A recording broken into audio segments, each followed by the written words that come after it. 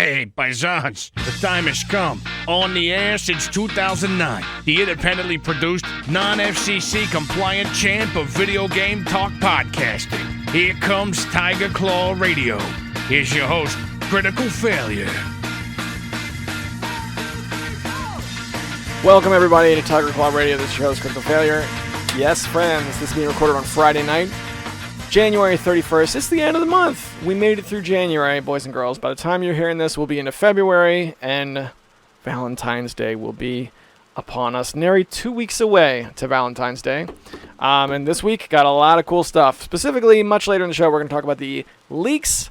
There were some leaks about Resident Evil 8. You guys know how I like the Resident Evil series. There's just little leaks, not generating a huge buzz, but we're going to talk about them, along with some other stuff. And you know what? Rather than playing a chiptune this time out, we're going to kick things off with an authentic video game classic. This is the title theme from Vigilante 8, Second Offense. You're listening to Tiger Claw Radio. Stick with us.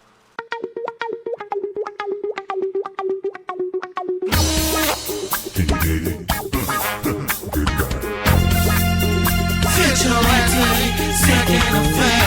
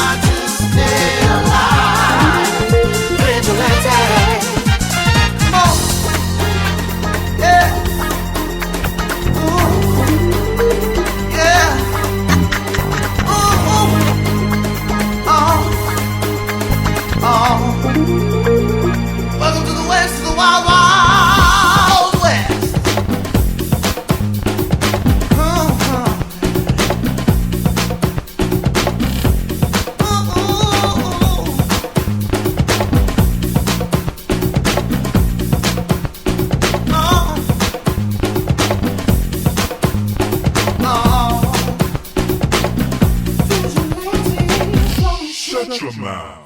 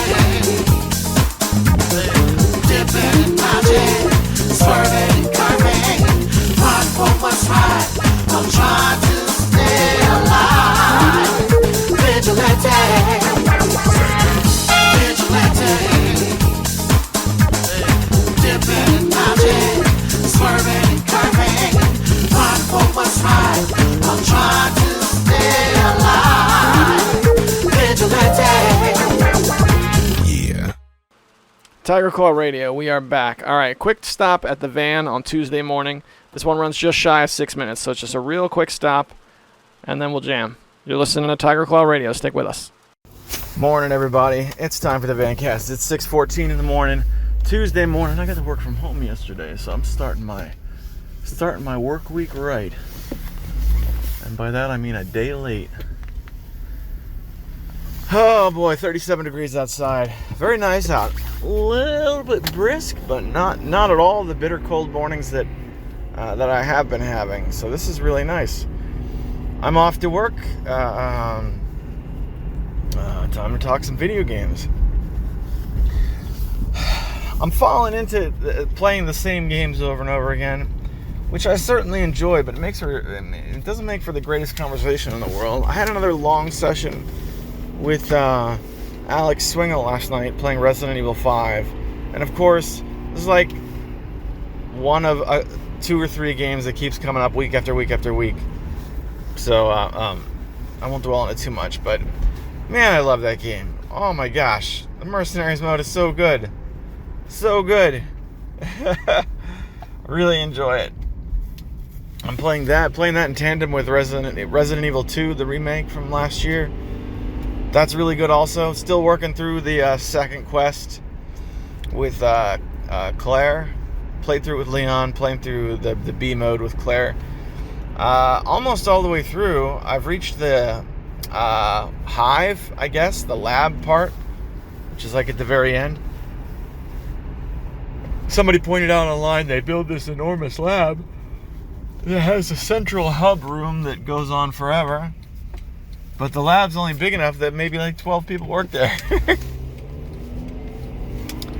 Yeah, and I would agree. It doesn't seem very doesn't really seem very big, but that's cool. It's an awesome game. Looking forward to the Resident Evil 3 remake, because I'm hooked on these games now. They're going the route of like Doom and Doom 2 sort of thing, where it's made with the exact same engine as the previous game. The trailer looks almost exactly the same. Logo looks almost exactly the same. And it's coming out only a year later. So, I don't know. Resident Evil 2 was so good. Maybe that'll be a good thing. But they're capping it off with a multiplayer mode, which on paper sounds cool, because Resident Evil 2 remake from last year, and then the 7, which was like a year before that, both of those were badly lacking in multiplayer. So it'll be nice to see multiplayer make a return to the series. On the other hand, every multiplayer for Resident Evil ever, all of the multiplayer modes that ever existed, including the ones for 6 that were DLC, those are all dead. They're all dead. So I'm not holding out much hope. Like, this is a $60 game. I don't think I'm going to be buying it at launch just so I can get it on the ground floor in multiplayer. Alright, grocery store time. We'll be right back. Alright, where was I? Talking about the remake and its multiplayer mode. So yeah, I did mention that all the other Resident Evil multiplayer modes were dead.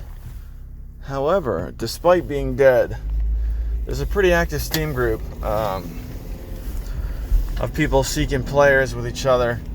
And this is a Steam group I've actually been able to get on and get games going with. I know there's a lot of Steam groups and Discords and stuff out there where it's like, alright, these are all the people who, you know, still have interest in playing, I don't know, what's a dead multiplayer game? Still have interest in playing the Double Dragon trilogy multiplayer. Come on here and find players. And you go on there and it's dead as a doornail. Last messages from like a month and a half ago. You know, what are you going to do? But that's not the case here. I was able to find somebody to play some Resident Evil 6 Mercenaries with. And I had a great time. I had a real good time. So, yeah. Maybe with this Steam group, that will keep the multiplayer alive in this new game once the general populace loses interest. But there you go. That is what it is. We're just coming off of, let's see. It's the end of January now. We just came off the Steam Winter Sale. And then immediately following the Steam Winter Sale was the Lunar Sale, which didn't last very long. I did end up picking up the Castlevania collection. Excuse me, did end up picking up the Castlevania collection, but I didn't get that extra one, the Lords of Shadow, whatever it was. Didn't think I needed it. I can pick that up around the next sale.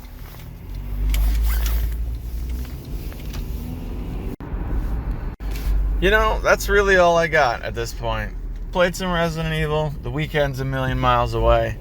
Not even thinking about what I'll be playing on the weekend, to be perfectly honest. I do have some Castlevania games in this collection that I'm looking forward to trying, but I'm going to get around to those whenever I can. So with that, I'm going to send you guys back to the studio, and we'll take a look at what else is going on. I'll see you there. Back again on Tiger Claw Radio. Let's take a quick stop at the... All right, so let me explain. I was looking around on Bandcamp, specifically after we got the Chip Love album last week that we featured a couple tracks from, and I was looking for more Famatracker compilations like that. So I came across one called, and this is difficult to pronounce, Odaxalagmia.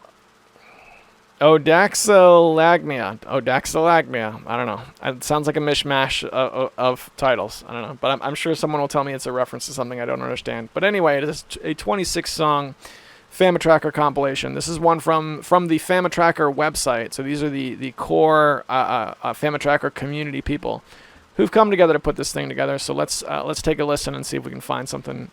See if we can find something good. All right. So we just went over this with my son, and we're gonna do another track pick battle. So let's start with my boy's pick. Which one was it? Because we've already navigated away from it. Give me a second here. Okay, The Dance with the Shoes On. That's the name of the song. Sorry about the names. I didn't get to choose the names we didn't pick them. Now what does it say in parentheses over there? Isaac J. Martinson cover. Okay, let's hit it.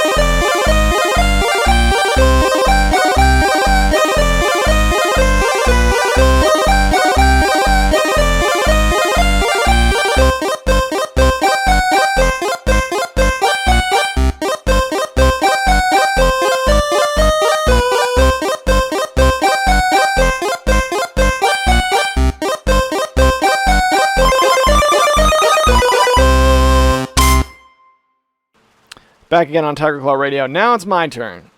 This is Lollybomb, Little Big cover. It's from the same album. These are both from the Odaxalagmia Famatracker Picks album. Stick with us. You're listening to Tiger Claw Radio.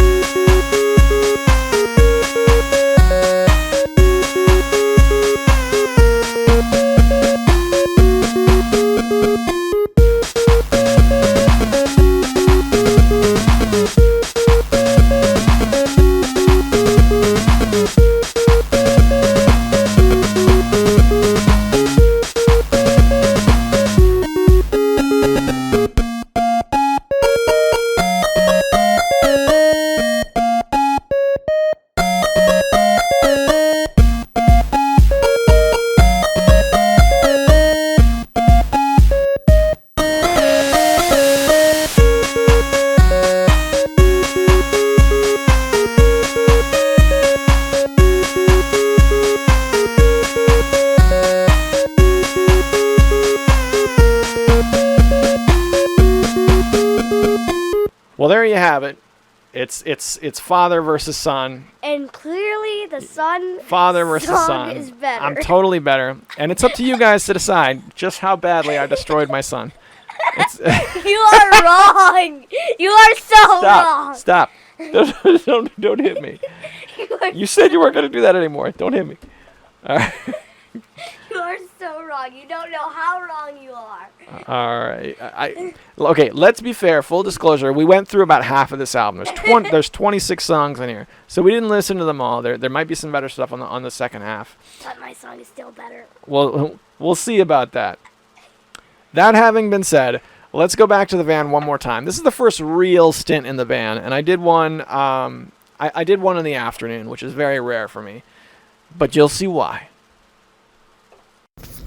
It's Vancast, everybody. It is 3:34 in the afternoon. Feels good. Nice 54 degrees outside. Oh yeah, the sun is out. Everyone's walking around, feeling good. Just leaving the office on the way home on this. What is today? Did I say Tuesday? No, today's Wednesday, right? I don't know. It is a day. It is a day here in the end of January. You guys know how I like to rattle on about Resident Evil. It's one of my favorite franchises. Well, we got some more news. There's been some leaks. We love a good leak. Nothing quite like totally unsubstantiated rumors.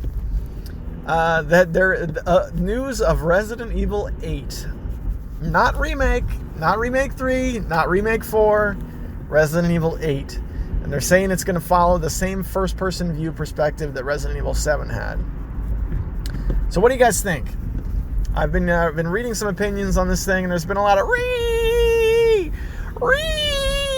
I'm so upset. Oh, I don't know, man. I liked when they did it before. Resident Evil 7 was a great game.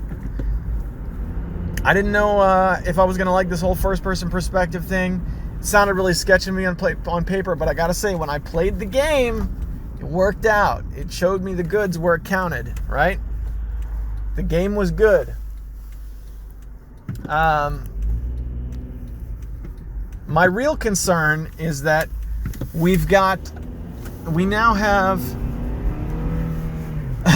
a remake series, right? Resident Evil Remake 3 is not even out yet, and they're already talking about number 8.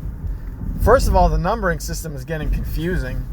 I mean, it was already confusing with Resident Evil.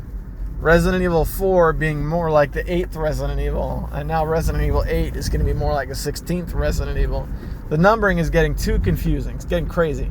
Second of all, I'm worried it's becoming more like the Call of Duty franchise, where it's like, we get a new game every single year, and they have 2 separate studios, which is the way it used to be. 2 separate studios working on them. Infinity Ward, who used to do the Modern Warfare games, and then Treyarch used to do the Black Ops games. I have no idea who's doing them now. I'm worried they're doing something like that, where it's going to end up being a new game every single year, and then eventually it's going to be like, I can't feel anything anymore.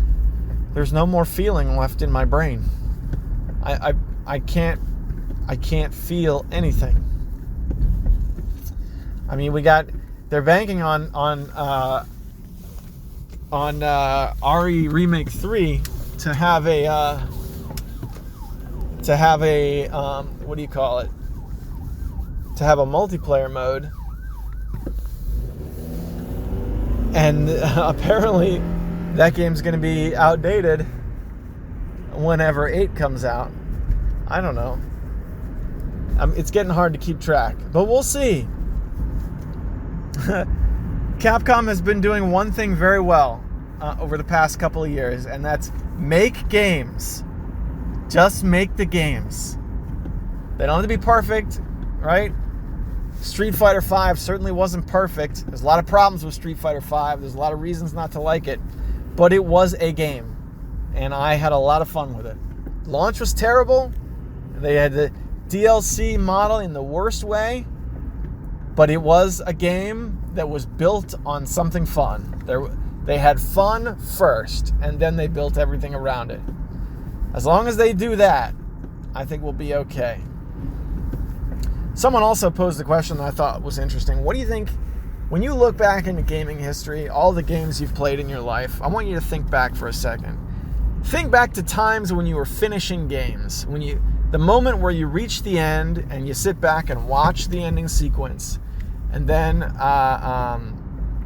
you're done. What was the last stage like? What was the best final stage you've ever played in a game? What are some memorable ones? Well, people always talk about Mega Man for the music, but I think the Mega Man final stage roundup, that's a series that does the final stages very well. Dr. Wily's stages are always very, very memorable. You know, it's something that the whole franchise has this sort of formula where you collect all the weapons and then they build a stage where you have to use all of the weapons in different ways. So you come to see why you've acquired all those weapons, right? So Mega Man does it really well. I always remember the Mega Man 2 Wily stages the most. I don't know if I would say that's the best final stage though. I think because they try to make it like more than just a stage. You don't just get a stage, it unlocks a new world, a new series of stages. What is the best final stage? River City Ransom did it really well. I remember the first time that we beat River City Ransom. The first time we got to the end, we didn't know where all the bosses were. So when you get all the way to the end, the gates of River City are locked and you can't get in. But the first time we actually figured out how to do the boss sequence and got to the end, when those gates open and you beat Ivan and then you walk into the River City gym for the first time, that was huge, man. It was huge. I cannot understate how huge a moment that was. So I don't know. When we start talking about these games, there's a lot I haven't played out there. Especially like when we talk about Castlevania. Castlevania is a series that hits home how much I've missed when it comes to video games. So what do you guys think? What is your favorite last stage of a video game?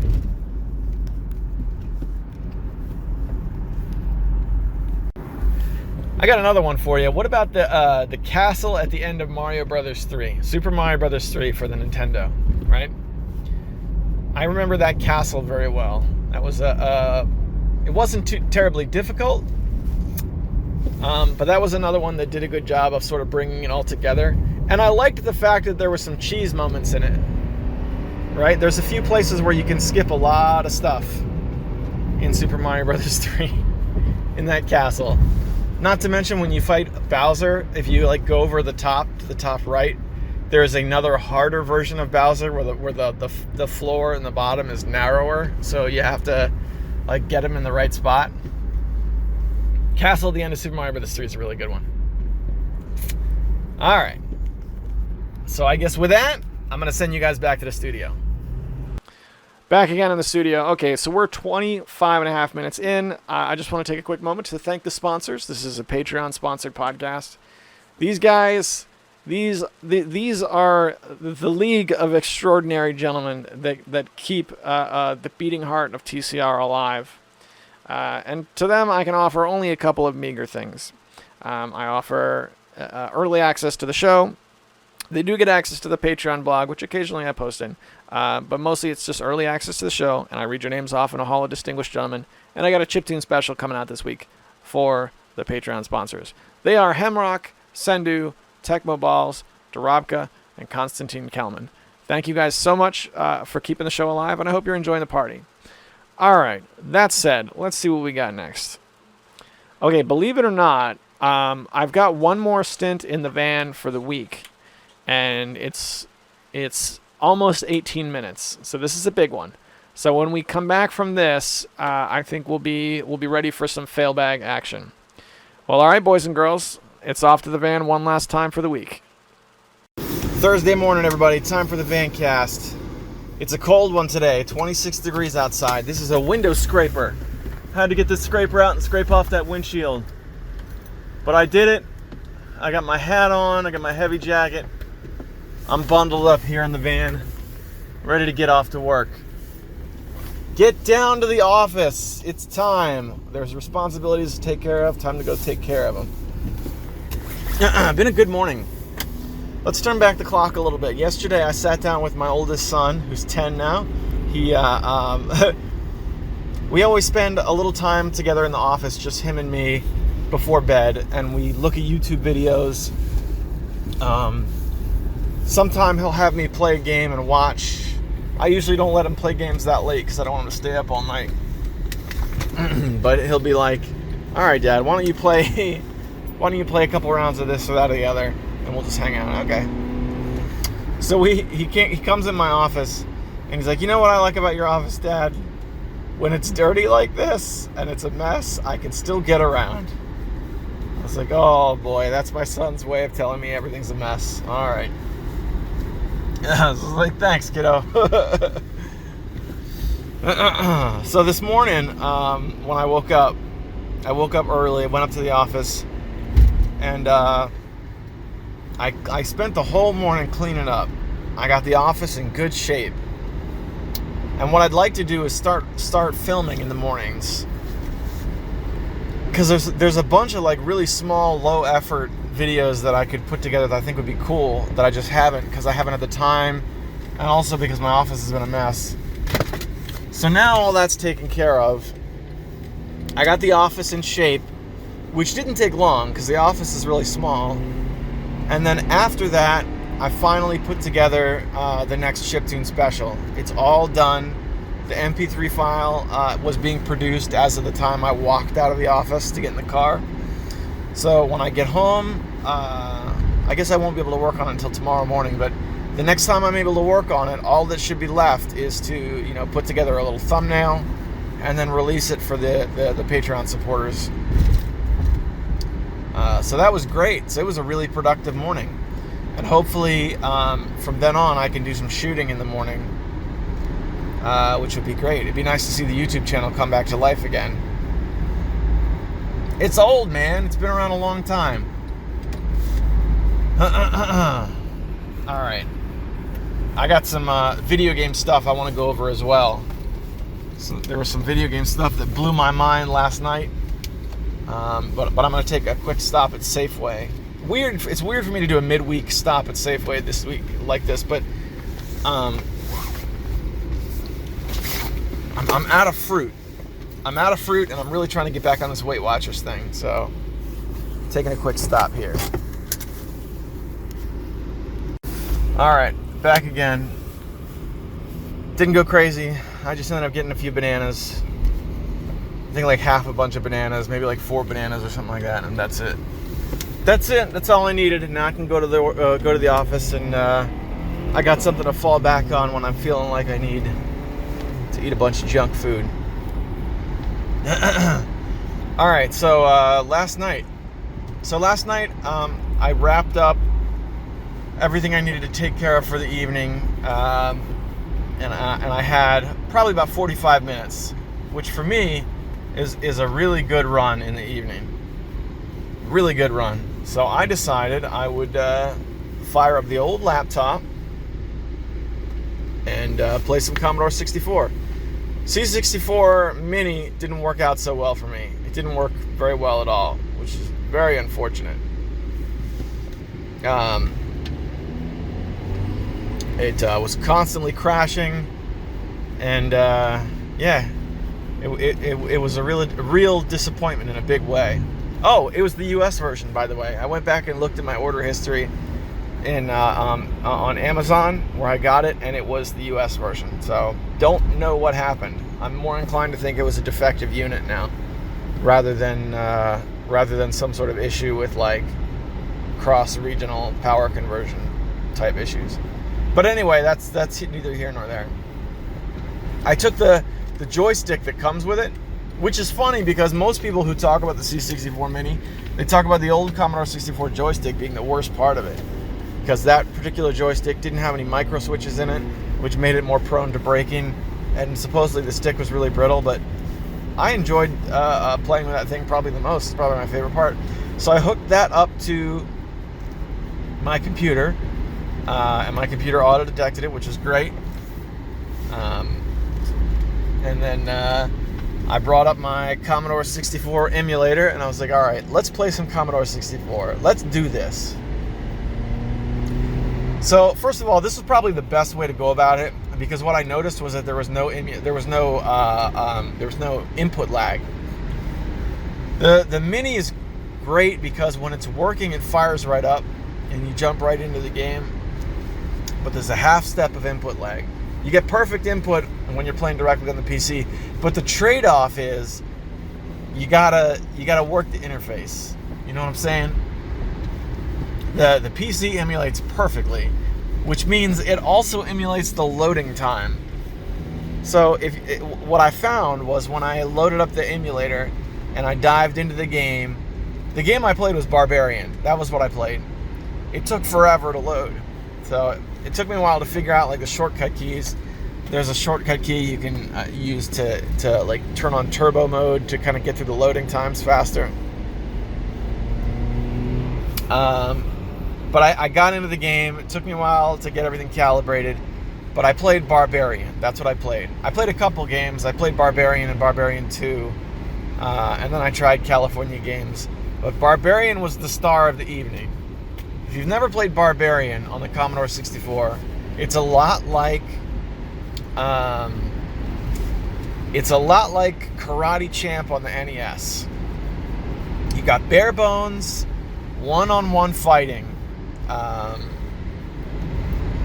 it primarily works with the arrow key, the particular direction you have held down while you're pressing the button. Karate Champ worked the same way. Yes, it had two buttons, but it was whatever arrow key you had held down while you were pressing the attack button determined what kind of attack it was. That's the way Barbarian works. And at first, when I got everything set up, I was like, all right, okay, I get it. This is really nothing to write home about.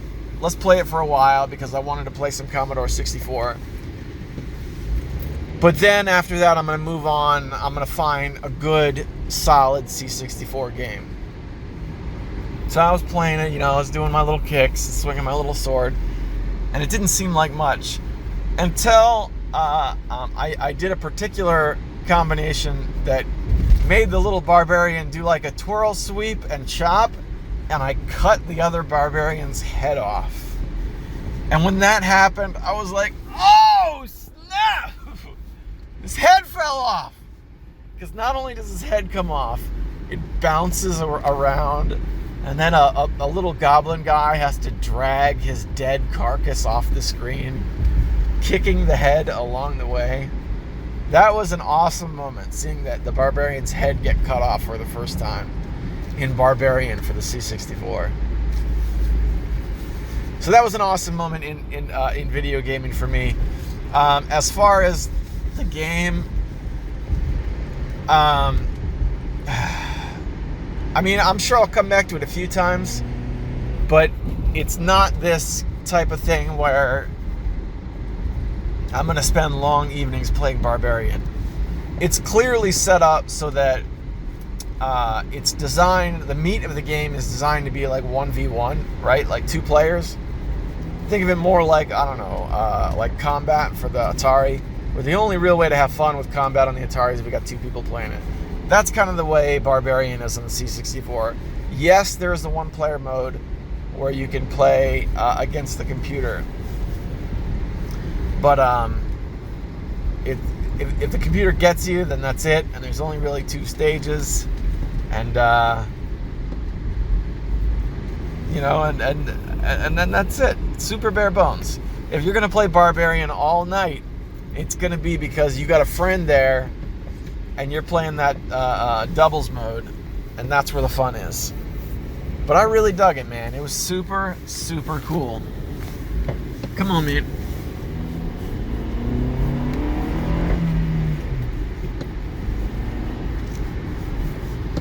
Yeah, Barbarian on the C64. I highly recommend it. I tried a couple other games. I tried California games for one thing. California Games is set up on the C64 Mini, but I had problems trying to load it. That was one of the things that was causing it to crash. So I got it on an emulator.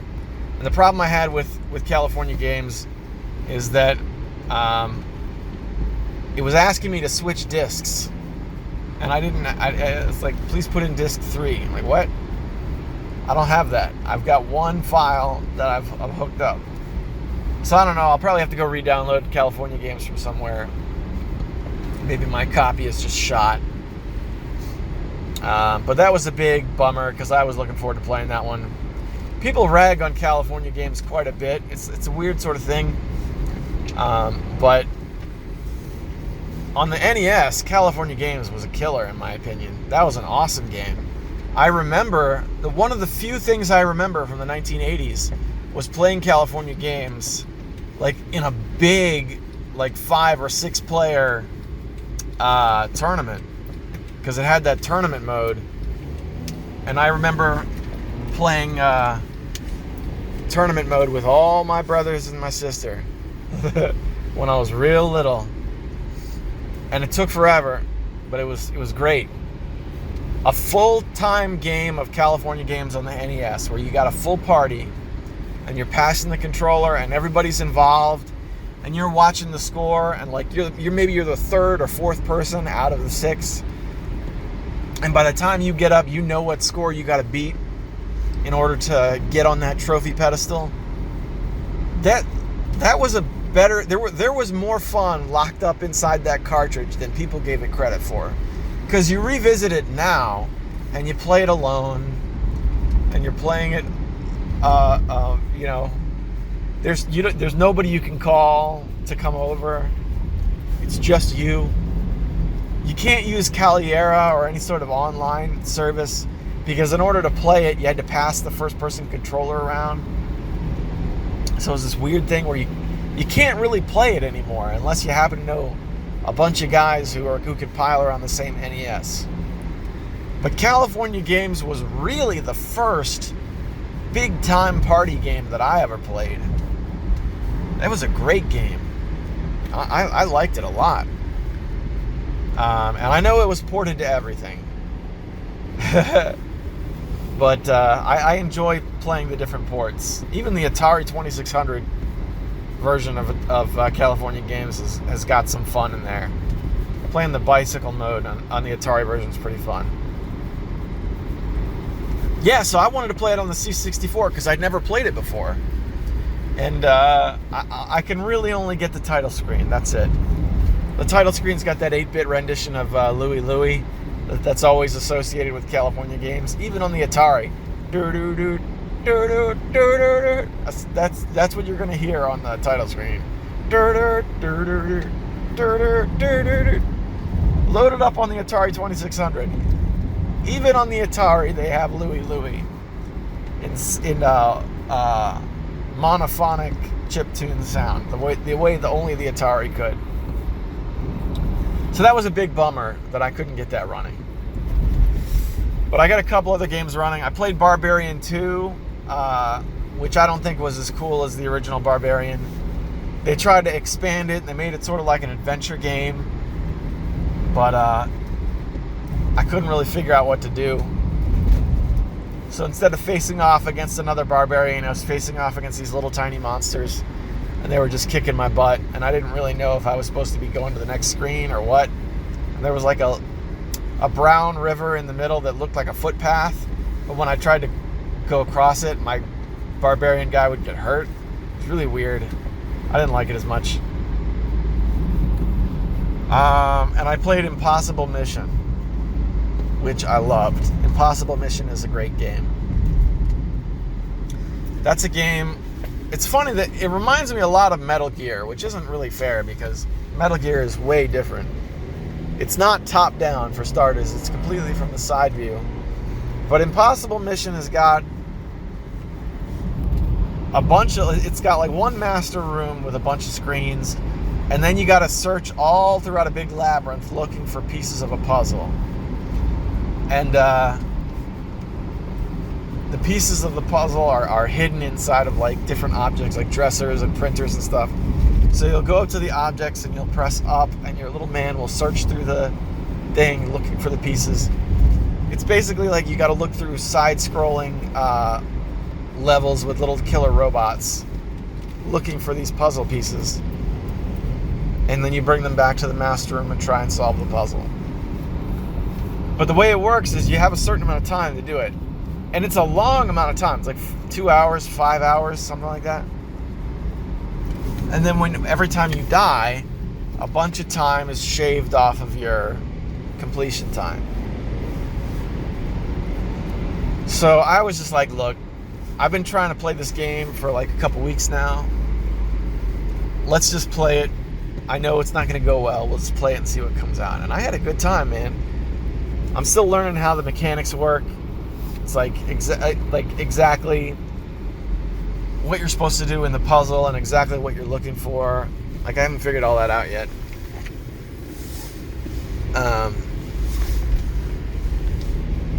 But yeah, it's a good game. I recommend Impossible Mission very heartily to anybody who's adventurous enough. And it's been ported to several things. Like, I'm pretty sure the NES has it, but it never made it to the States. So if you're an emulation guy or if you're an import guy, check your Famicom library for Impossible Mission. I know the Wii has it, because I've got it on the Wii. Great game. Great stereoscoped animations. Super fluid animations. A lot like Karateka or the early Prince of Persia game. Very, very cool. So yeah, that was my Commodore 64 evening. So hopefully now that I've got my office cleaned up, I can do some shooting and show off what really went wrong with the C64 Mini, what's going on with it, and maybe do some Let's Plays, if that's acceptable. Let's Derp, we'll call them. Let's Derp with Commodore 64 emulation. Yeah, that'd be a good time. I had a lot of fun doing that.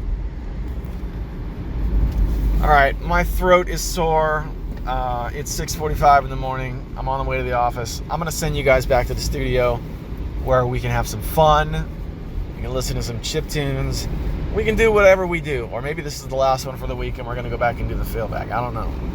But I'll see you guys there. Presented without any context. Enjoy the next 12 seconds.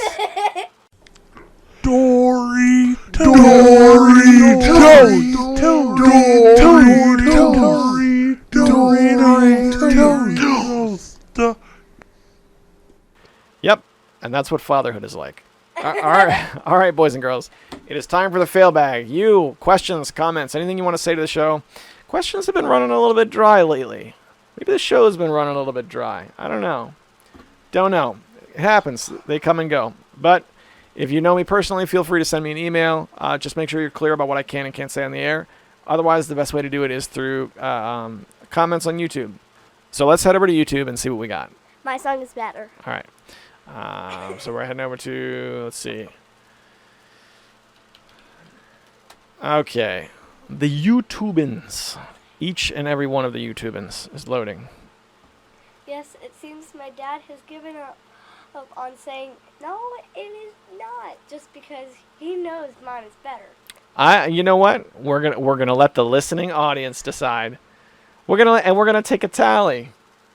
And whoever wins the tally is the winner of the tally. See that? See how that works? Well, I don't want to win a tally. What's the stupid point of having this competition even if we're going to win something, it's just a dumb tally mark? Desm 101 writes in 4 days ago, and he says, "Your kid's track is pretty good, man. Nice to hear you both, and keep it up. Also, I dig that new intro." He has a time signature of 1 hour and 7 minutes in, and he says, "I have that Mirror of Fate Castlevania game on 3DS. It's not bad, but it's kind of forgettable." Desm, my man, good to hear from you, brother. Yeah, his track is really good. Here's one thing that he did very well is the club music. You got to have repetition, and you got to have repetition more than I really have the attention span to do. So my tracks end up being a lot shorter than they could be. He has like He gets a good club beat, and we're going to cycle that club beat 4 times. Then we're going to alter it. Then we're going to do the alter 2 times, and then we'll do a second alter another 2 times, and then we'll do that. So he can do, I don't know, he did a good job of kind of stretching it out and kind of chipping it together. And he worked on that track for several nights. That was not like a one-night thing. So cool, man. Yeah, we've got to put our heads together and get that up on Battle of the Bits so that he can start getting some real listens. Oh, is that my Pixie Tracker track? Yes, yeah. The full thing. I didn't play the full thing. I played like, I don't know, maybe 30 seconds of it tops. Okay. Yeah, because it's long. It's 8.5 minutes, and it's big time stuff. All right. The intro is actually that I'm using right now is actually the 2015 intro. I'm planning on making a new one, but I cycled in the 2015 intro because I wanted to switch off of the one that I've been using, forever. The guy who says "Hey Paisans" is his name is Tiny Mike, and he is an Italian guy who does voiceovers on Fiverr. Of course, Fiverr. As before Fiverr was dragged into the spotlight by PewDiePie.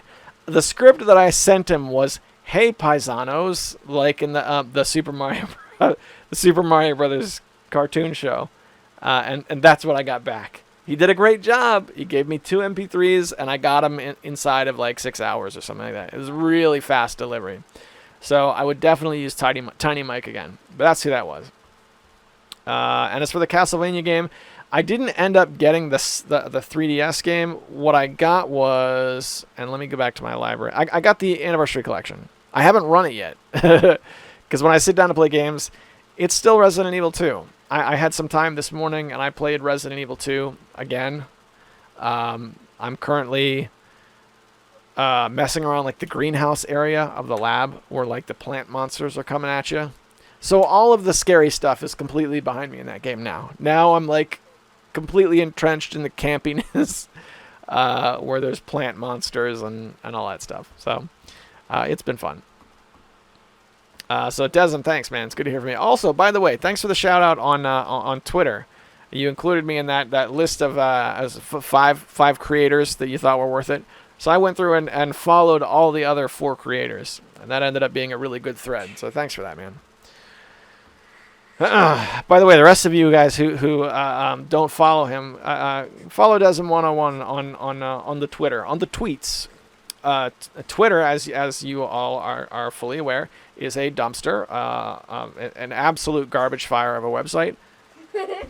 But Desmond's okay. He's one of the few people I see on Twitter who's like, yeah, okay, let's see what Desmond's got. It's like, I like following Desmond. I like following Duke from the Cartridge Club.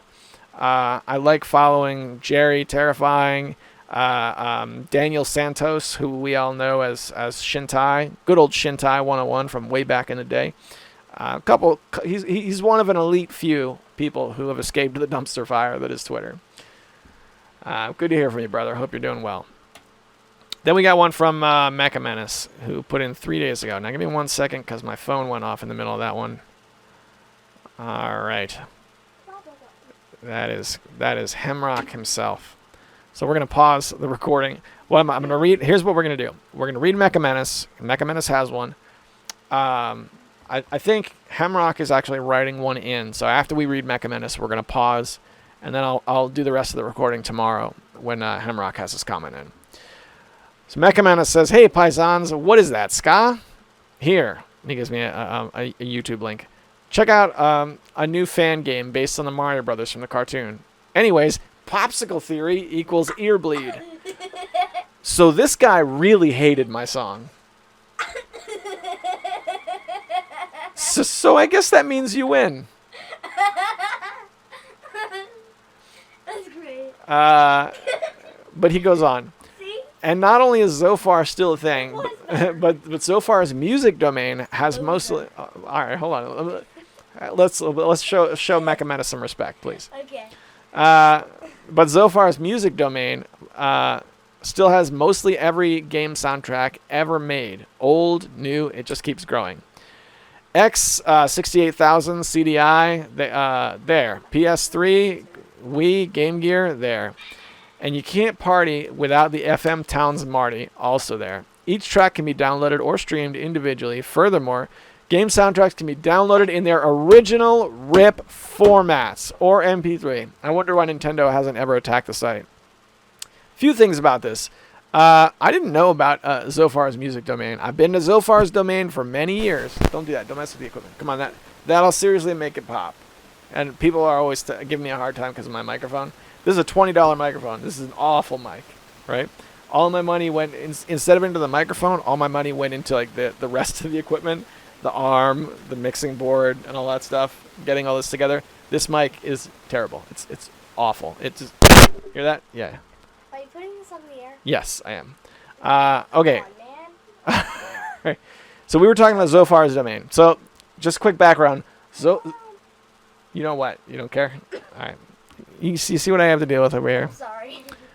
All right. I'm not talking to you then. Zophar's domain. We went there when I was a teenager to get emulators. So it's not only is it still around, but it still looks more or less like it did in 1998, or which was about when I found it. I know it was already an old site by then, but that's super cool. I will look for Zophar's music domain. And as far as whether or not Nintendo has attacked them to like get their music taken down, aren't some of those websites like hosted internationally? Don't they like host in like Korea or something to get away from copyright law, or like Singapore or something? It's like the same way that the Pirate Bay is still around. I don't know how they do it, but I don't know. I guess it's possible. But then again, Nintendo has successfully taken down several of the big name ROM sites, and those had been up for decades. So they could still go down yet. We'll have to see. Let's talk about the FM Towns Marty. Wow, since you brought it up, that's a system that I've never actually seen a picture of because I've never Googled it, and I've actually heard of it brought up twice, and both times were on early episodes of Bithead 1000 and his channel, and he was making fun of it. Somebody in the comments brought up the FM Towns Marty, and he was like, "All right, nerd. Who's playing the FM Towns Marty? Nobody." So now I feel like I'm obligated to Google this thing and see what it looks like. So we are headed over to the Googles. Google, there we go. FM Towns Marty. Google search. Switch to images. All right, we're seeing. You know what this looks like to me? Ironically, this to me looks kind of like a Turbo Duo. Is that Splatterhouse on the FM Towns Marty? Does this thing have Splatterhouse on it? Oh boy. You know how people say like it's a cliche now when you're on the internet and you Google something, you go down a rabbit hole. That's what people say. Oh, I went down a rabbit hole and I was looking at. This is the edge of a rabbit hole. I'm like peeking inside right now. FM Towns Marty. All right, I'll tell you what. I'm gonna open up the Wikipedia page because there's nothing I like reading more than lies, and I'm gonna pin the Wikipedia page, and I will come back to that at a later date. I think that's everything from the Mecha Menace comment. Oh yeah, and I have to actually check out the Zophar's music domain because I love video game music. Love it, love it, love it, love it, love it, love it, love it. I would do video game music specials if they wouldn't always get claimed by YouTube. All right, two things that I forgot to go over. One, you asked about the ska on the intro. That was, I honestly have to look up what song that was. When I was in high school, I used to go down to the Record Town and FHM or whatever they are. Go down to the mall, the CD shops, and they would have punk rock and ska, and they would have compilations that were $5 a piece. So every week I would get one. So to this day, I've got an enormous black CD folder with probably like 1,000 hours of music. So I just pulled from there, and I got a ska song, and I honestly can't remember. The name of the compilation was "Hey Brother, Can You Spare Some Ska?" I bet you could Google it and find it if you wanted to, but yeah. And then you posted the link that I checked out off the air just now, and it looks like a hand-animated game made to look like the Super Mario Brothers Super Show cartoon. And I gotta say, the word dope does not do this justice, because this looks really good. I can't wait for it to be taken down by Nintendo. What do you mean? Nintendo has a habit of... people make games like this, like little fan-made games, even if they look really cool, and they'll release them, for free or whatever, and then the Nintendo people will take them down, the people who actually own the copyright. It's happened many, many times. The most egregious, in my opinion, from Nintendo that I can think of is there was a Metroid game called Mini-Troid that is now gone because of... I mean, they have the right to do it. They own the copyright and whatnot, but it just seems like a kind of a scuzzy thing. Nintendo's not the only company to do it. In a Streets of Rage remake, you guys remember that one? That was like 8 years in development or something, and it finally came out, and it was only out for like 2 or 3 days, and then it got pulled down from a cease and desist order from Sega's attorneys. But whatever it may be, this game looks really sweet. I hope it sees a real release somehow. All right, with that, we're gonna put this on pause until tomorrow, until we hear from our good friend Hamrock. Bye, Hudson! All right, we're making this happen. This is being recorded Saturday night. It's 10:05 p.m. I'm exhausted. It's been a busy day, a lot of yelling and screaming. Let's see what we got. We did, however, get our email from Hemrock.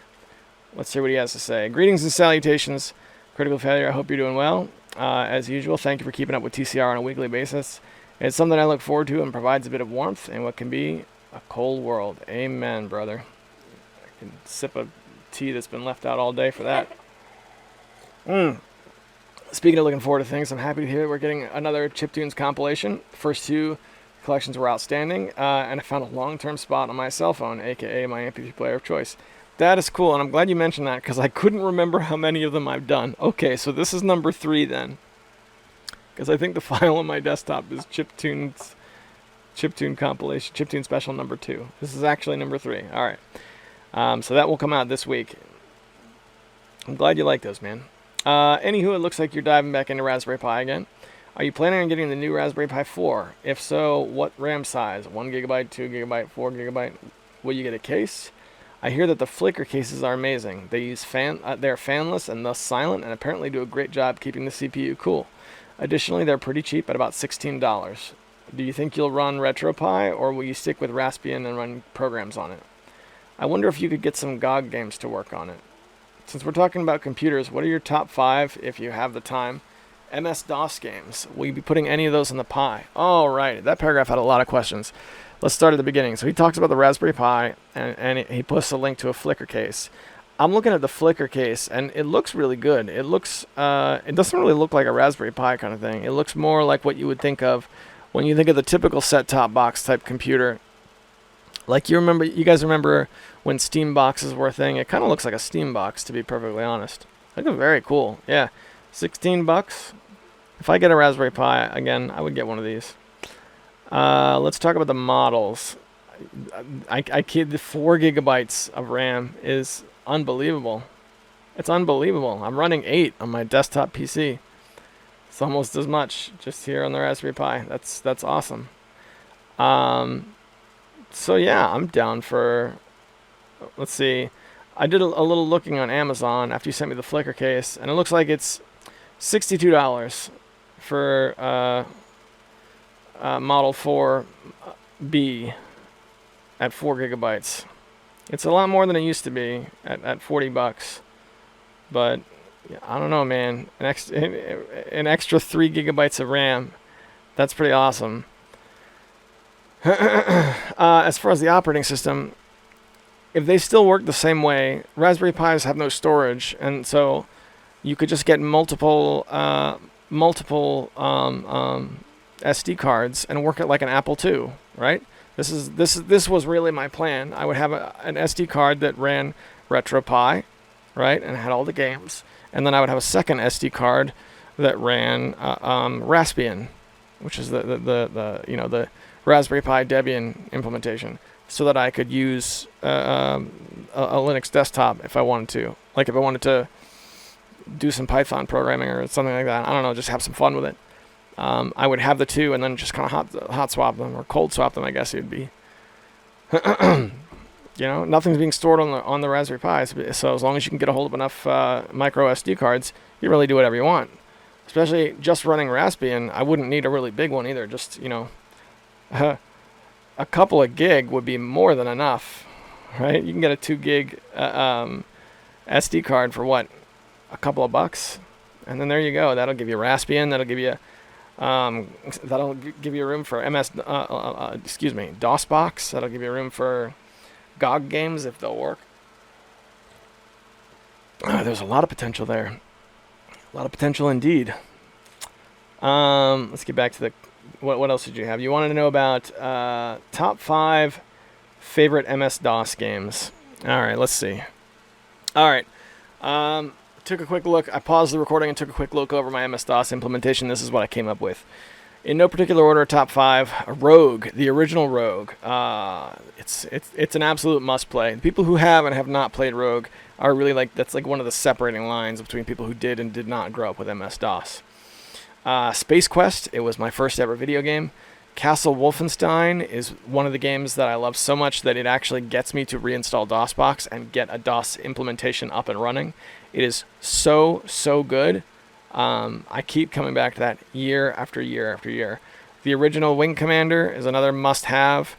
I don't know if the way this list is set up, I'm like picking top 5 games that I play in my MS-DOS implementation. If you're going to set one up today, Wing Commander wouldn't be on the list because now it's a GOG game. It didn't used to be. For years, you could just download it off of abandonware sites, and that was fine. But now it's a GOG game. So I still have it because I have it from before then, and I actually did buy it legitimately later on as well.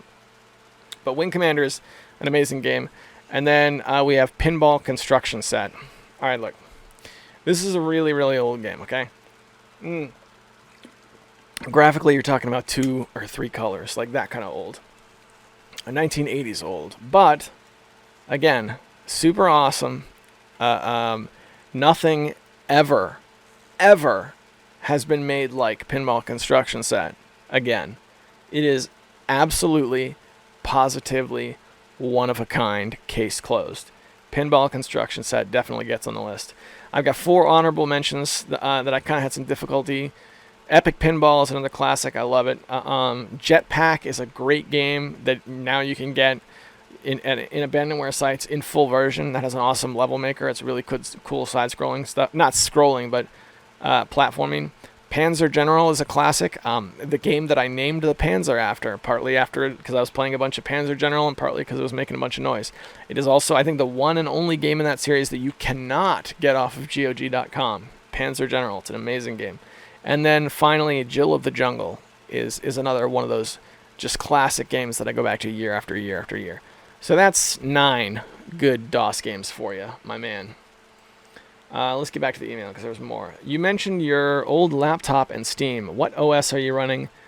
What are you running Steam on Windows XP? If so, how's that going? Okay, so the old laptop is running Windows 7, which is going to be discontinued soon if it hasn't been already.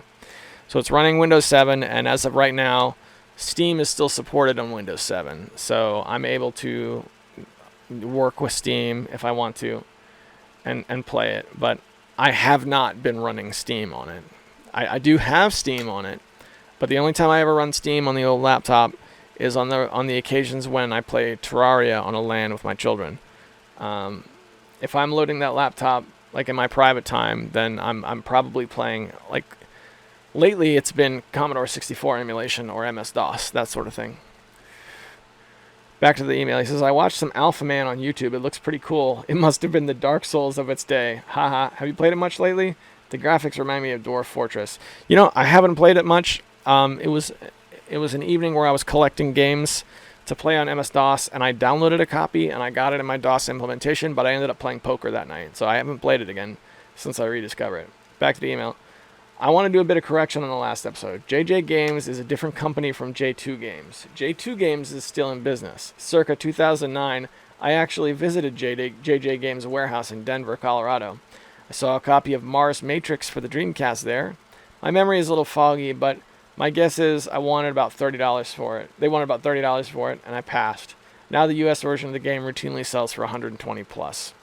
Oh well. Are there any games that you passed on that you're kicking yourself for now? I remember passing on the original Mega Man for, I think it was like $6 at a pawn shop. I was probably maybe 15 at the time. This was back when the pawn shop was just any Nintendo game they had. It was the price of a Nintendo game. There was no rare, there was no common, there was no uncommon. It's just if they had it, that's what it costs. And if it was a rare game, that means it wasn't going to turn up on the shelves.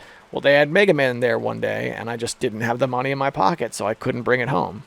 And now that's, a top dollar premium title. So what are you going to do? Let's see. Let's see what else he's got to say. That leads me back to my next comment. Brick and mortar game stores. You put it quite well when you said these places are like shelves full of product I can get cheaper online. I hardly ever buy games at official brick and mortar retro game stores anymore. I'm not, if I'm really looking for a good price, I'll snipe it off of eBay. At MagFest this year, I spent a grand total of $7 on games, which was actually cheaper than buying them online. I checked. I got Desert Strike for $2 and Subterranea for $5, both for the Sega Genesis. Well done. Since I mentioned this, I put in a previous email, I'll add an update. I finished backing up the Civ 2 scenarios from the Civ 2 Fanatics site. It took up a grand total of 490 megabytes. That's about 340 floppy disks put into a 90s perspective. I still want to go back up some stuff from the Scenario League site next, or maybe grab a few maps off the Civ 2 Fanatics website. I've been watching some of ye old YouTubans lately. In particular, I saw some of Gexup's old stuff has been re-uploaded. He had some really good old vids. I hope he's doing well wherever he is. CF Jr.'s chiptune is quite impressive. If you haven't already, could you sample his track again on an upcoming podcast? It'd be fun to put the contest up for an official vote by your listeners, as it seems people are already taking sides. I'd love to do that, man. It's not going to happen tonight because I'm absolutely exhausted, and I'm just barely getting this episode done. Poor Desm 101 lost his Final Fantasy VII save. Moment of silence. Yep. I, too, have been fooled by cheap memory cards, but at least they had the courtesy of breaking before I could use them. Have you ever been satisfied with anything you bought from Mad Cats? I kind of wish I could have packed up those memory cards. Yes, me too, man. He says, I kind of wish I could have picked up those memory cards at the thrift store before MagFest. I wonder what was on them. Oh, well, I've rambled on quite enough. I'm rooting for you, Hemrock. By the way, what he's talking about was we went to a thrift store. Okay, so I picked up Hemrock from the airport, and we had like a few hours before Sean was going to get in. So we went to a thrift store, and we saw a couple of memory cards for like $1.99 a piece there. It was a great thrift store run. I got an 8-track player that I use on the regular. It's an amazing thing, so now I'm into 8 tracks. And we passed on these memory cards, and I think both of us kind of wish we had gotten them. They were under glass, and I wasn't sure at that moment the people I'd pulled to get in there, and it's just like, I don't know. I got this 8-track player. I think we're in good shape. But oh well. If we'd bought them, or at least if I'd bought them, they'd just be on this shelf taking up space. So what are you gonna do? Can't win them all. Also, you included this in your email, but you didn't talk about it. So I want to mention it briefly before I wrap the show for the week. He's got a screenshot of YouTube, and just look up Tiger Claw TV on YouTube, and it automatically changes your results to Tiger, Tyger, Tiger Claw, which I guess is a company. And I'm looking at this, and it's like, who the it just hurts, man. This is like, look, I get it that they're not going to recommend my videos to people. I get it, okay? You've got to be part of the YouTube crowd. You got to upload every day. You got to be like 19 years old and really skinny and good looking. You know, you have to have the The videos have to be right at 10 minutes. You got to be a Jake Pauler or whatever. And I'm just an old fart who talks about video games. So I get it, they're not going to recommend my stuff. But at least make it so that my people can find me, all right? Because this right here, this is an absolute insult. So, but that's okay. Because YouTube is what YouTube is. And as much as this is an insult, and as much as it's frustrating, I can't say that I'm surprised. I really don't. You know, what are you going to do? All right. But even though there's things like this search engine foible to get frustrated with, for everything that there is to get frustrated with, there's a million more to be happy about. And that's what I want to leave you guys with. Look for the things that are worth being satisfied for. All right, that's the way I like to live, because I've found that being satisfied and being happy with what you have is something that requires an exertion of discipline. Right? It's easy to look to want the next shiny object, but look at the objects you have and find satisfaction. Don't just feel satisfaction, but actually seek it in your own possessions and in the people in your life that you care about. And with that, boys and girls, I'll see you next week.